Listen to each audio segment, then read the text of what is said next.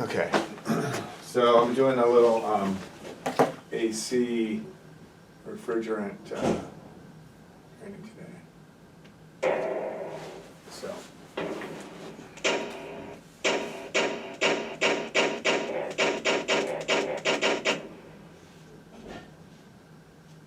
Hey guys, this is the AC service tech, and today what we're looking at is how to weigh 410A refrigerant into an empty and evacuated system here. Alright, so we pressure tested this system, we evacuated it down to 500 microns. We tested it afterwards, made sure it held vacuum, which it did, and now we're getting ready to weigh this in. The important thing to realize is you actually have to weigh this 410A refrigerant in as liquid into the liquid side. This system has 12.5 pounds is what it needs, and if you try to weigh that in as a vapor, whether that will be R22 or 410A, you're not going to be able to weigh much in, maybe a pound of that 12.5 pounds. 410A, you have to weigh in as a liquid anyway, or at least it has to come out of the bottle as a liquid. We're going to go ahead and get started. This is the safest way for your compressor when you weigh the refrigerant into the liquid side. This way, it actually has a chance to go through the metering device and do a phase change before it comes out to the suction side.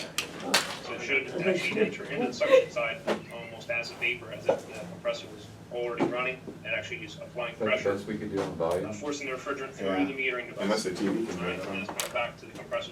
You do not want to weigh liquid refrigerant into the Yeah, I suction. couldn't hear it either. So, here we go.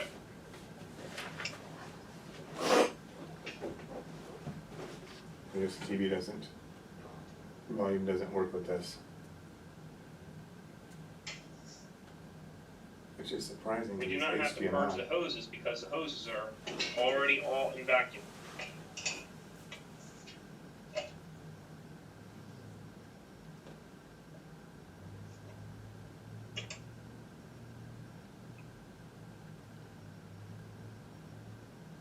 Alright.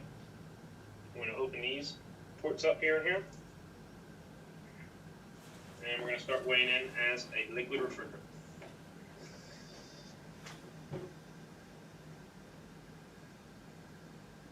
Alright, so we got 7 ounces, 8 ounces. So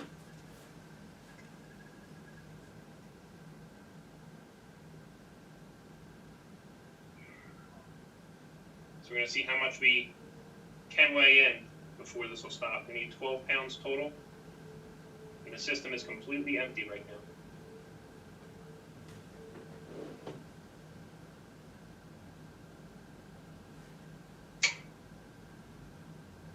Alright, we're getting close to 2 pounds. Very far off from what we need though. I watched this already, it was kind of boring.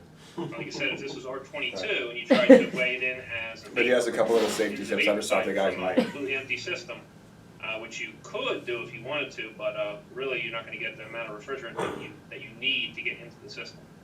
At least with the liquid, you have a better chance of putting more refrigerant into the system from the get-go. All right. What it is actually is the liquid doesn't apply the force; it's actually the vapor. So this bottle's at saturated state right now. There's liquid and vapor in it. Vapor's in the top part, liquid's in the bottom. All right, and the liquid's coming out and going into our liquid line right here. All right, and after it goes in and it ends up hitting that metering device, or there's a area where it's a lower pressure at, it's going to vaporize, and the vapor is what's going to actually apply pressure on the system. All right, so once the pressure of all the vapor starts applying its force, all right, that's when this bottle is going to stop being able to charge into the system. And then at that point, we're going to have to then stop charging in the liquid side. We're going to turn the system on, and then we're going to end up weighing our liquid refrigerant in through a vaporizer into the vapor side.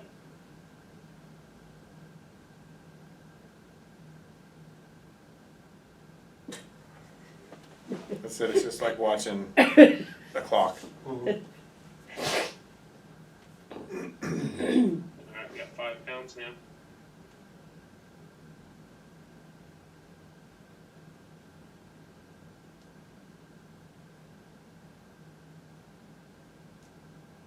There's one after this that's a little more interesting, but. As long as we can gain, gain on pumping the refrigerant into the system, from a point of not even turning the compressor on, we're gonna try to get it as much as we possibly can.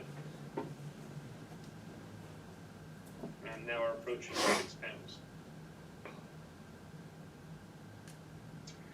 I don't know if you've noticed, but on the temp stat right here, I've had it on the liquid line, and it was actually at 64, 63 degrees or so, because that's what the outside temp is. And now it's at 43, all right? And that's just from the liquid refrigerant actually going into an area where it's lower pressure, and then it's vaporizing in that beginning portion. See, now the temperature's going up, and there's no frost on the line now down here.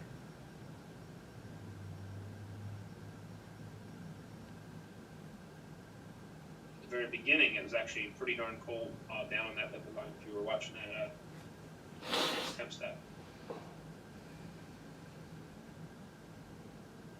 We got 7 pounds coming up.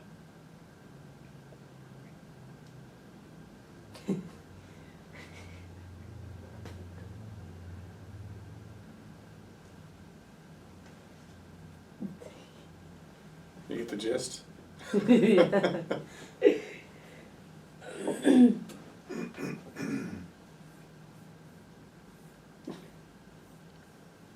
right, so what I'm going to do is I'm just going to continue weighing this in, but this is the gist of how to do it. How to just weigh that liquid in without the compressor on. You weigh the liquid refrigerant, because the liquid's down on this part of the bottle. All right, you weigh that in to the liquid side when the system is off. It has to be off, otherwise you're going to hurt the compressor. It's not going to work. All right, or you could accidentally you're actually maybe even putting refrigerant in the bottle, which you're not supposed to do. All right, the refrigerant only comes out of this bottle. But basically, you get the gist. So this is how you weigh in refrigerant from a system that is empty and evacuated down to 500 microns. All right. Hope you enjoy yourself, and see you next time at the AC Service Tech channel. Enjoy yourself. Enjoy yourself.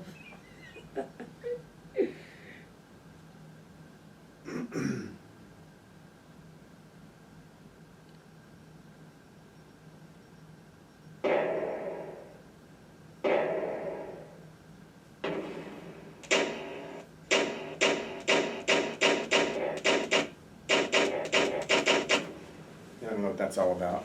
Hey guys, this is AC Service Tech, and today what we're looking at is checking the refrigerant charge on a 410A system that does have a TXV inside, okay? We can look at the subcooling rating to see how much we should be charging this to, or checking the charge to, all right? This system has 3-position king valves, all right, or a 3-position valve.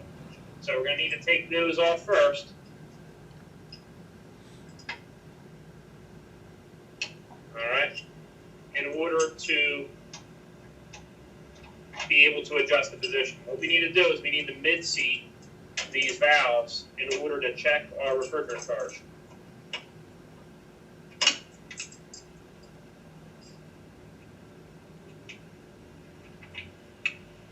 All right, now there's no Schraders in this, no Schrader valves, okay? It's just the 3-position valves themselves, this and this right here, all right? Right now, it's in a position called back-seated, all right? And no refrigerant's coming out of here, all right, because of this valve. Once it's in the mid-seat range, all right, then refrigerant will be coming out because it will be connecting this line to this line back here and to this once it's mid-seated, all right? If it was all the way front-seated, that would actually cut off this refrigerant, all right, or this pipe, from here, okay? So if this was front-seated, actually these two will be connected, and this one will be disconnected, all right? That's typically used in a pump in, or that's the way the units come from the factory with when they have refrigerant on the inside. They're front-seated, all right? So you can actually be brazing the lines in and doing your pressure testing because these two are connected and this is disconnected, all right? So here we go. We're going to go ahead and connect our lines in.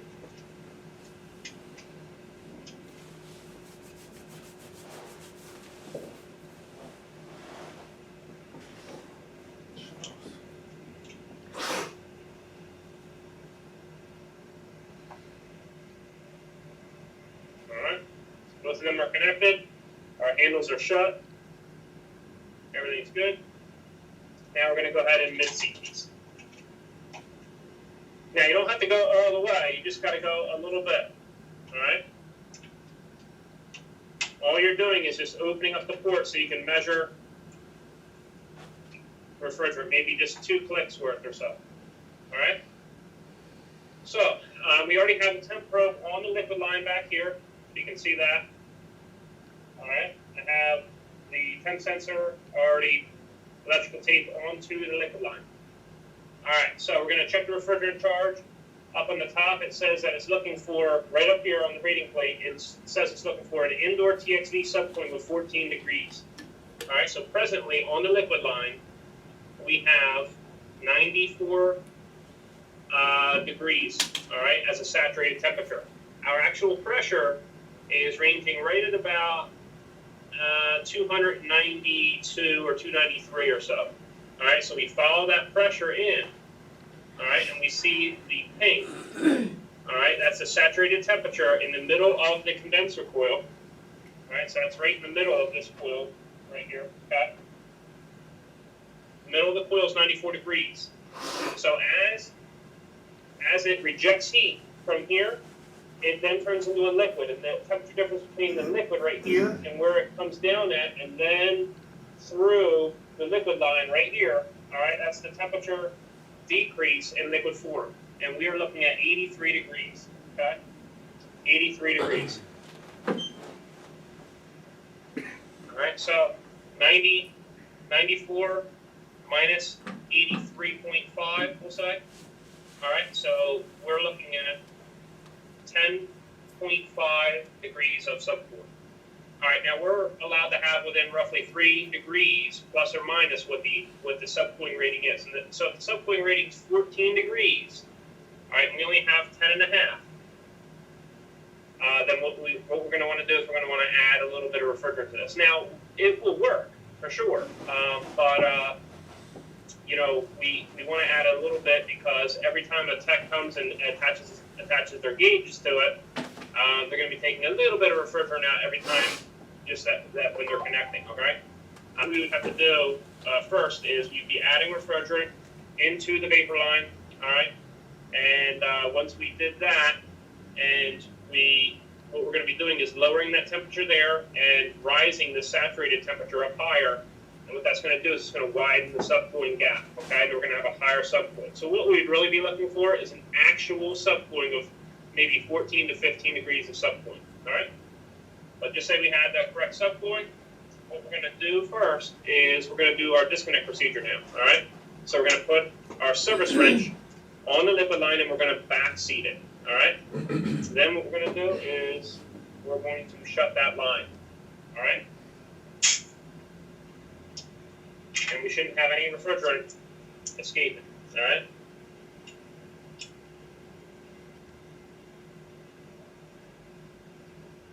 Okay. Now what we're going to do is we're going to make sure that these are all tight, which they are, okay? We're going to open up the red line, all right? Now these 2 ports right here are disconnected from the system, all right? But what we did is by opening this valve, we connected from here to here, all right? And we're going to be letting the air out. All right, so we have the air out. All right, and now what we're going to do is we're going to purge the air out of the blue line.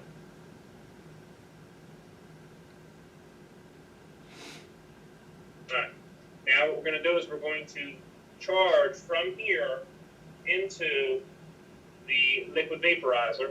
All right, and the liquid vaporizer is going to flash the liquid back into a vapor before it puts it into the suction line. All right, so it's going to help us with that. But you don't want to just put liquid straight into the vapor compressor, okay? Because right after this is a vapor compressor. What we want to do now is we want to get these 2 gauge sets to read the same pressure. All right, once it does that, we've successfully got all of our liquid refrigerant and put it back into our vapor line. Remember that the liquid line can hold maybe 7-10 times more refrigerant than the vapor line when the system's running. All right. during this process, just by the way, we've also made sure that our suction line temperature, or saturated temperature in the middle of the evaporator coil is above freezing as well. And it actually says that we're looking at 41 degrees in the middle of the evaporator coil. So we're safe with that. And we would just need to add just a little bit of sub point, but that's that. But anyway, here we go. We're going to go ahead and disconnect the rest here. I want to make sure that this is back seated all the way. Okay, back seated meaning out. Okay, once this back seat is out.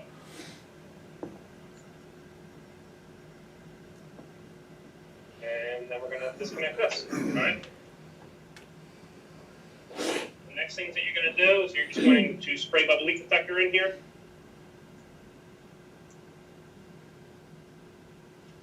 Make sure that there's no bubbles coming out. All right.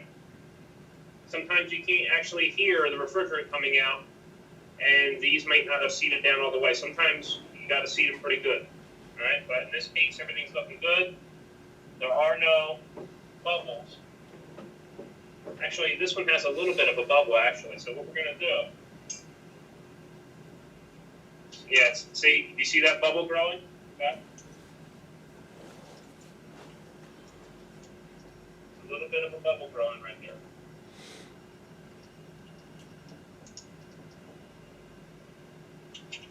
So we're going to give it a little bit more. All right.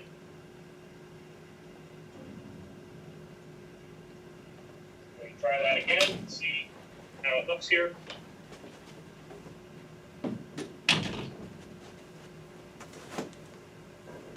All right, now it's good. All right. We're just blowing this out with air. Just to making sure that we get all of our leak detector out of there. All right, we can put our caps on and that's it. So now we've checked just to make sure that we're not leaking any refrigerant, all right?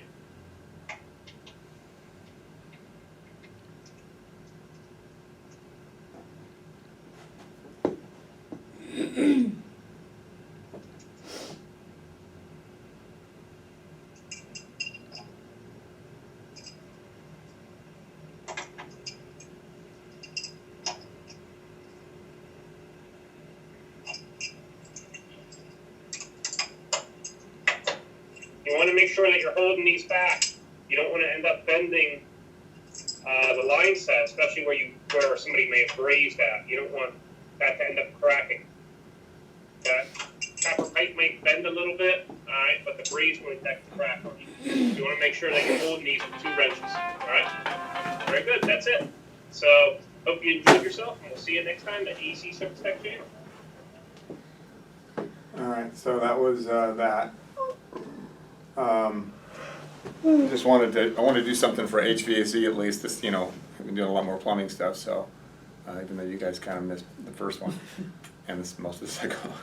But anyway, so just something a little bit different than what we were doing, and I was trying to find something that had to do with, HVAC and refrigerant and safety there. Making sure we don't have leaks obviously is an important thing as well, and backing it up. I mean, those are all important things. So I don't have a whole lot more for today. Kevin, you have anything you wanted to add or bring up? Not really, other than we require locking caps in California. Okay.